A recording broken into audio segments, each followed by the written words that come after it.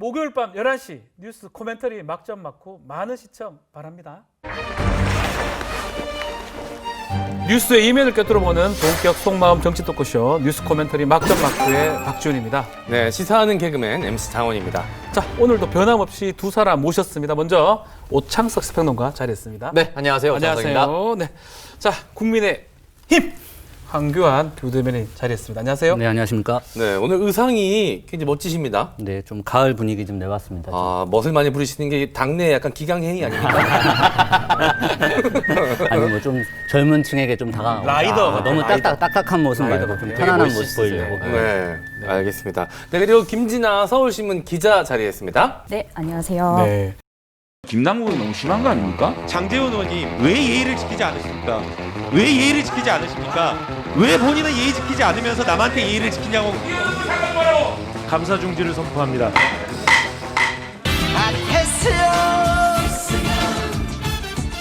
허위 그런 데서 기재가 용인되지는 않고요. 거의 진술로 거의 기재라고 허위? 저희 판단하지 않았다. 이러니 국민의 짐 그런 말씀하셨죠. 네.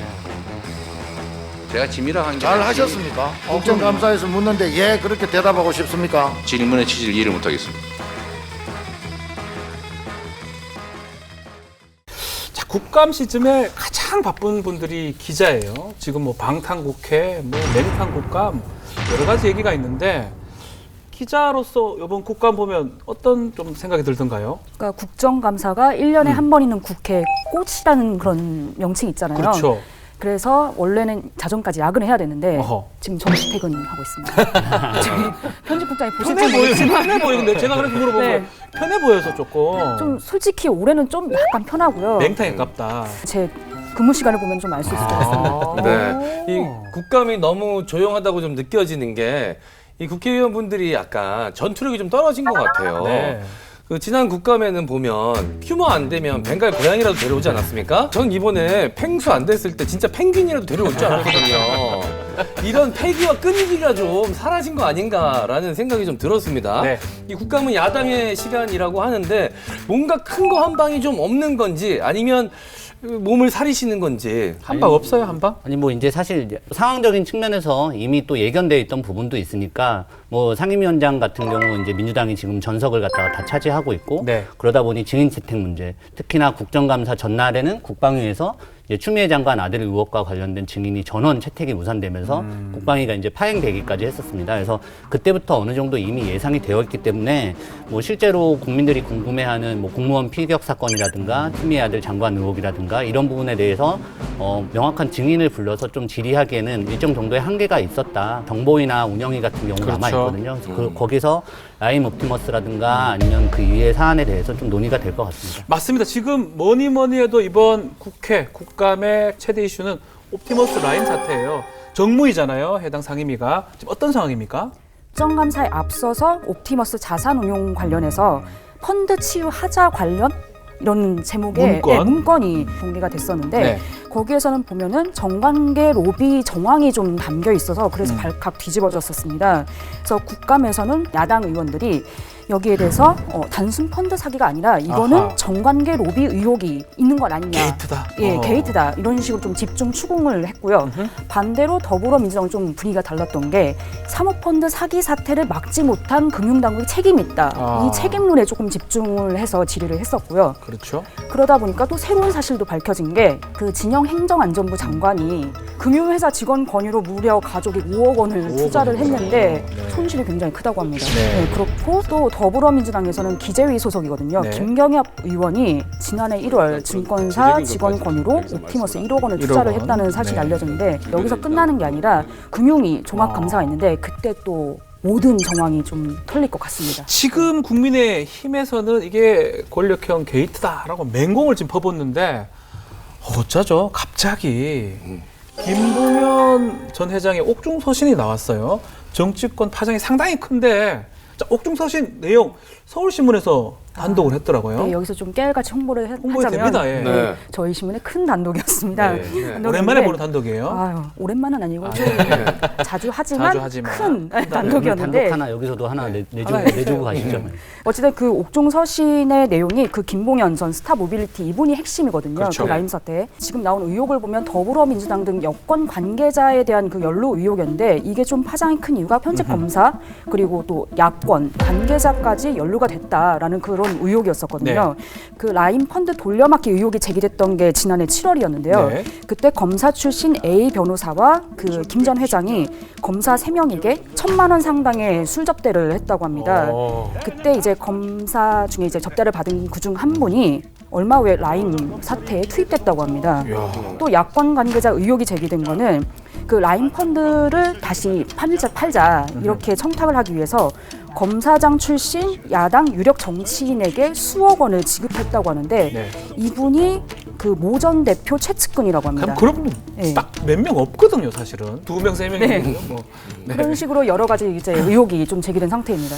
네, 이 전체적인 스토리가 마치 무슨 영화 한 편을 보는 듯합니다. 네. 말씀하신 대로 이 국민의힘에서는 이번 옵티머스 라인 건으로 청와대나 여당의 권력형 게이트라고 맹공을 퍼붓던 상황이었는데 이 옥중 이 서신이 알려지면서 약간 이 분위기가 전세가 좀 역전된 느낌이에요. 공수가 바뀐 느낌이 좀 들어요. 그러니까 이 여야 분위기가 굉장히 궁금합니다. 진짜 아니나 다를까 여야 분위기가 조금 많이 달라진 게요. 그래요. 그 더불어민주당 같은 경우는 예전까지만 해도 이거는 권력형 게이트가 아니다. 개별 뭐 관계자가 잘못한 일일 수도 있고 그쪽에서 알아서 해야 된다. 좀 약간 선을 긋는 분위기가 좀 강했거든요. 근데 이 의혹이 터지자마자 아 그것 봐라 검찰 개혁이 시급한 문제다. 왜냐하면 검사도 연루됐다는 의혹도 있고 야권도 연루됐다는 의혹이 있는데 왜 여기에 대해서 수사를 하지 않느냐. 아하. 그렇기 때문에 공수처가 필요하다. 반면에 야당 이제 국민의힘 쪽에서는 그러니까 특검이 필요하다. 왜냐하면 이 사람 한마디가 진위가 확실하지 않은데 여기 휘둘리는 것 자체가 말이 되지 않는다. 이 사태를 가장 객관적이고 말끔하게 처리하기 위해서 특검을 나는 실시해야 한다고 제의를 갖다 합니다. 그러므로 특검을 하자. 이런 주장이 지금 김종인 그 비상대책위원장과 국민의당 안철수 대표도 같이 주장을 하고 있습니다. 옥중 서신인데 이게 어디까지 믿을만한가 뭐 이런 얘기가 나오고 있습니다. 야권 인사까지 지금 이름도 공개가 됐는데 국민의힘은 지금 어떻게 이를 보고 있습니까? 좀 힘들죠. 아닙니다. 뭐 오히려 이번 사태로 인해서 이번 뭐 사건으로 인해서 특검을 할 필요성은 오히려 더 높아졌다. 판세의 여부가 아니라 또 뭐 야권 인사가 되었던 누가 되었던 간에 만약에 연루된 사람이 있고 죄지은 사람이 있다면 밝혀내고 그거에 대해서 합당한 벌을 받아야 되는 것이고 다만 이게 어디까지 믿을 수 있고 또 어디까지 연루가 되었는지 명확한 실체가 규명돼야 된다는 데는 사실은 여나 야나 뭐 이견이 없을 것 같고요. 지금 여당에서는 이게 대통령이 사실 엄중 수사 지시를 이틀 연속으로 내렸을 때만 해도 좀 법무부가 좀 외면하고 있다가 검사가 연루되었다는 보도가 나가니까 감찰을 했고 감찰 이후에 이 모든 책임이 좀 윤석열 총장에게 있다라는 식의 감찰 결과를 발표했습니다. 근데 네. 지금 뭐 검찰총장 수사하겠다고 나설 것도 아니고 검찰개혁 나중에 늘 말씀드렸지만 언제든지 할 수 있는 거지만 피의자 말을 검찰총장 흔들기에 이용하는 것 그거 자체도 사실은 국민들 보기에 옳은 방향은 아니라고 생각합니다. 일단은 앞서 말씀하셨듯이 이제 뭐 검찰 언제든지 개혁할 수 있다고 했는데 사실 언제든지 개혁할 수 없어서 이렇게 오랫동안 끌고 오고 있는 상황이라고 저는 생각이 들고요. 국민들은 실체적 진실을 굉장히 궁금해하실 겁니다. 예. 청와대와 여권 관계자, 여기서 여권 관계자는 이제 강기정 정무수석으로 특정이 되었고 5천만 원을 건네 받았다라고 생각한다부터 시작을 해서 강기정 정무수석이 본인이 직접 나서서 이걸 명예훼손과 허위사실로 이제 고소를 하기에 이르렀습니다. 네. 이강재 씨는 작년 7월 28일 날 28일 만나셨죠. 청와대에서 만났습니다. 한 20여 분 만난 것 같아요. 저는 이강재 씨가 무슨 일을 한지를 한지 몰랐어요. 모르셨어요? 이 5천만 원이 청와대에서 전달되려면 검색대를 지나야 되는데 이 검색대를 현금 다발이 과연 통과할 수 있었을까만 생각해보더라도 쉽지 않거든요. 네. 우리가 국내선 공항 갈 때도 기내에 반입하는 라이터만 걸려도 바로 걸립니다. 그렇죠. 근데 5천만 원 다발이 청와대를 통과했다는 건 사실상 저는 거의 불가능한 얘기라고 생각이 들고요. 이 라임 같은 경우는 9,700억 원대 사기입니다. 네. 옵티머스는 2,400억 원대 사기입니다. 행정관이라는 직위를 가지고 이걸 무마할 수 있었는가를 한번 따져봐야 되는 거거든요. 사실 저는 이건 거의 직위상 거의 불가능하다고 봅니다. 두 번째 문제는 이제 야권 관계자 검찰에 대해서도 문제가 있었다. 지금 보면은 송사면 전 지검장입니다. 수사할 당시에 윤석열 총장에게 보고를 했다. 라고 이야기를 했는데 지금 수사팀은 뭐라고 얘기를 했냐면 김봉현 회장으로부터 돈을 전달했다는 그런 얘기를 한 번도 들은 적이 없다. 말이 달라요. 그러면 누가 잘못된 것인가? 요 팩트 체크는 저는 분명히 필요하고 네. 특검으로 돌아와서 말씀드리면 특검을 해도 된다라고 저는 생각을 하는 입장인데 만약에 지금 검찰에 대한 문제가 또 불거진다고 했을 경우 향후 이럴 때마다 특검을 모집하고 소집하고 검찰이 연루되었는지 안 연루되었는지 구분해 나기가 굉장히 오래 걸립니다. 그렇죠. 그렇기 때문에 그 부분에 있어서는 공수처에 대한 합의를 야당에서는 좀 해줘야 된다. 딜 돌았습니다. 어떻게? 제가 뭐 대표로 네, 사실 말씀드리면 저 내용은 지난주에 이제 김경엽 의원이 하면서 이제 한번 제의를 했던 내용입니다. 의원직도 걸고 뭐. 네. 좋습니다. 얼마든지 특검합시다. 단 특검이 공수처 출범을 지연시키는 도구로 악용되어서는 안 되기 때문에 공수처 추천위원 야당 후보 추천부터 하고 특검 결과에 대해 서로 의원직을 걸고 책임질 것을 제안합니다. 이 기회에 공수처도 발족시키고 이 라임 옵티머스 사건에 대한 특검도 하고 동시에 출범시킬 것을 공식으로 제안합니다. 법무부 같은 경우 지금 감찰에서 검찰 수사에 문제가 있다. 그래서 그 별도의 주체와 방식을 검토하겠다 이렇게 얘기를 했는데 네. 사실상 지금 이 수사를 맡고 있는 중앙지검과 남부지검 그동안 언론에도 누차 보도가 되었지만 이미 추미애 장관과 가까운 이들이 그 자리를 다 차지하고 있다고 합니다.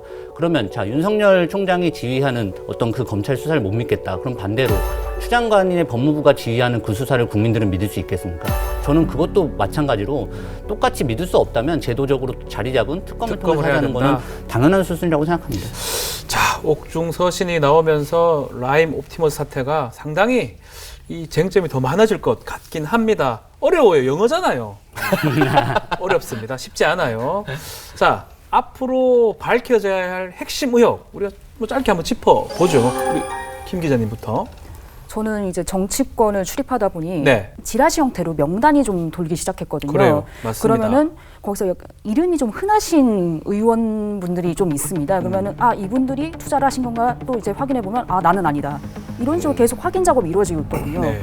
이게 만약에 검찰 수사가 정말 제대로 되고 있다면 이런 명단이 돌지 않아도 되고 빨리 이제 재판 넘어가고 좀 마무리가 됐으면 좋겠는데 이런 상황이 좀 안 좋은 거죠. 지금 김봉현 전 회장이 이 자필 편지를 공개한 의도가 무엇인지에 대해서 사실은 좀 조사가 이루어져야 될 것 같습니다. 그러니까 어디까지가 사실이고 어디까지가 허위이고 뭐 예를 들어서 과거에 대선 당시에 뭐 이제 병풍 김대엽 씨가 그랬던 것처럼 어떤 의도된 거짓말, 자신의 죄를 갖다가 최대한 줄여보기 위한 의도된 거짓말인 것인지 혹은 어디까지가 진실이고 그 말 한마디에 법무부가 감찰까지 나섰는데 그 뒤에는 어떤 뭐 다른 실체가 있는 것인지 이런 부분에 대해서도 또 하나 따져야 되고요. 또 하나는 저희는 행정부의 책임에 대해서도 명확히 좀 밝혀져야 될 것 같습니다. 그러니까 국민의 혈세가 투입된 공기업들이 잘못된 투자, 잘못된 정보를 통해서 손해를 봤다는 거, 이 부분. 그리고 라임 옵티머스 사태가 지금까지 올 때까지 금감원을 비롯한 정부 당국이 어떤 역할을 하고 제대로 그 역할을 했는지 꼭 좀 밝혀졌으면 좋겠는 부분. 2016년 기준으로요. 이제 공모펀드보다 사모펀드가 많아졌고 네. 규모가 400조 원에 달한다고 합니다. 2017년 대한민국 예산과 맞먹는 규모가 지금 사모펀드가 형성이 되어 있어요. 이 사모펀드 문제가 한두 번 불거졌던 게 아닙니다.